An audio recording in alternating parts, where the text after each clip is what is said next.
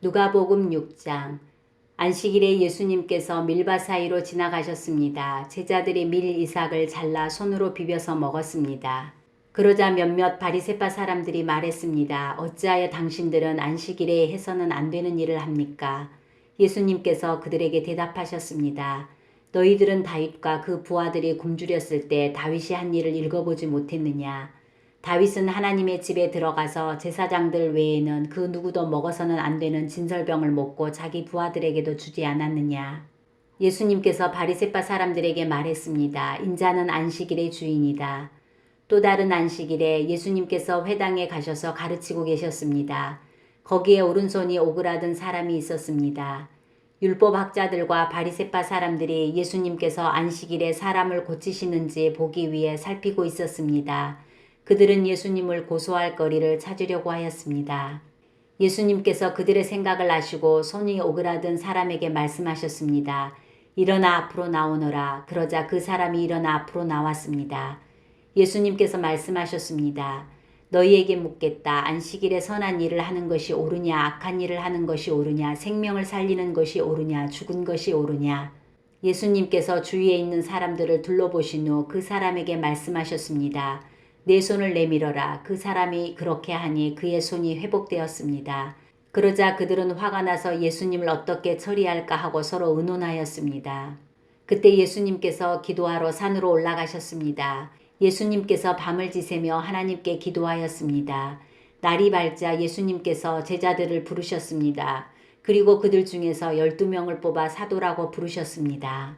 이들은 예수님께서 베드로라는 이름을 지어주신 시몬과 그의 동생 안드레, 그리고 야고보와 요한, 그리고 빌립과 바돌로메, 그리고 마테오와 도마, 알페오 아들 야고보와 열심파라고 불리는 시몬, 야고보의 아들 유다와 배반자가 된 가룟 유다였습니다. 예수님께서 제자들과 함께 산에서 내려와 평지에 서 계셨습니다. 거기에는 제자들이 많이 있었고 온 유대와 예루살렘과 두로와 시돈 해안 지방에서 온 사람들도 많이 있었습니다.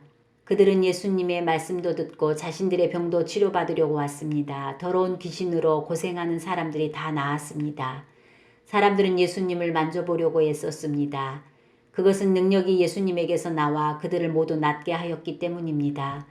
예수님께서 눈을 들어 제자들을 보시고 말씀하셨습니다. 가난한 사람들은 복이 있다. 그것은 하나님 나라가 저희들의 것이기 때문이다. 지금 굶주린 사람들은 복이 있다. 그것은 너희가 배부르게 될 것이기 때문이다. 지금 우는 사람들은 복이 있다. 그것은 너희가 웃게 될 것이기 때문이다. 인자 때문에 사람들이 너희를 미워하고 너희를 배척하고 욕하고 누명을 씌울 때 너희에게 복이 있다. 그날에 기뻐하고 뛰어놀아라. 이는 하늘에서 너희의 상이 크기 때문이다.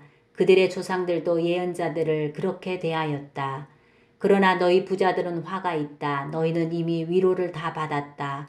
지금 배부른 너희들은 화가 있다. 너희가 굶주리게 될 것이다. 지금 웃는 사람들은 화가 있다. 너희가 슬퍼하며 울게 될 것이다.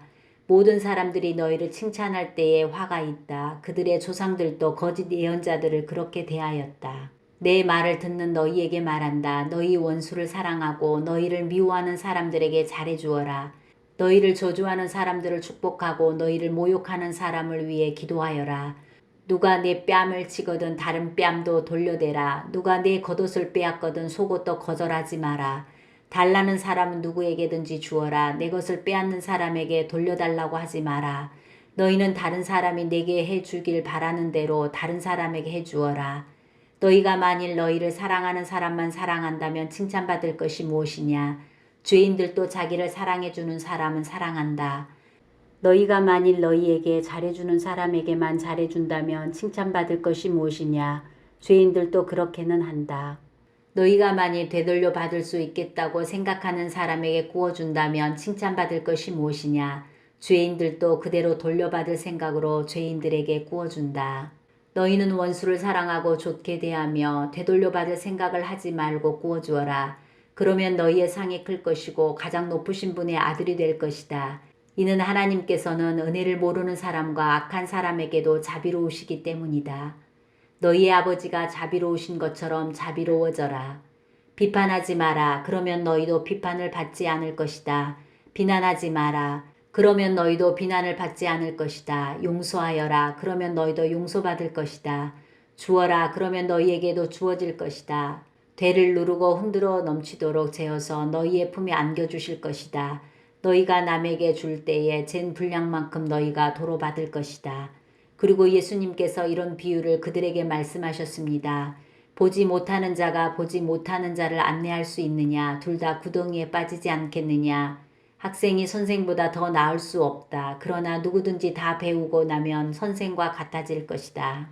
어찌하여 너는 형제의 눈에 있는 작은 티는 보면서 내 눈 속에 있는 큰 통나무는 보지 못하느냐?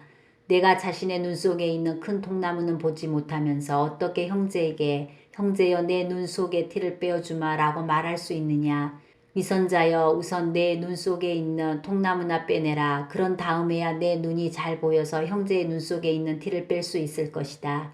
좋은 나무가 나쁜 열매를 맺을 수 없고 또 나쁜 나무가 좋은 열매를 맺을 수 없다. 나무마다 그 열매로 안다. 가시나무에서 무화과를 얻을 수 없고 가시덤불에서 포도를 딸 수 없다. 선한 사람은 그 마음속에 선한 것을 쌓았다가 선한 것을 내고 악한 사람은 그 마음속에 악한 것을 쌓았다가 악한 것을 낸다. 왜냐하면 사람은 그의 마음속에 쌓여 있는 것을 말하기 때문이다. 너희는 나에게 주여 주여 하면서 왜 내가 말한 것은 행하지 않느냐? 누구든지 내게 와서 내 말을 듣고 그대로 하는 사람이 어떠한 사람과 같은지 너희에게 보여주겠다. 그는 땅을 깊이 파고 바위 위에 기초를 놓고 집을 짓는 사람과 같다. 홍수가 나서 물이 세차게 들이치나 그 집을 넘어뜨릴 수 없다. 그것은 집이 잘 지어졌기 때문이다. 그러나 내 말을 듣고도 그대로 행하지 않는 사람은 기초 없이 땅 위에 집을 지은 사람과 같다.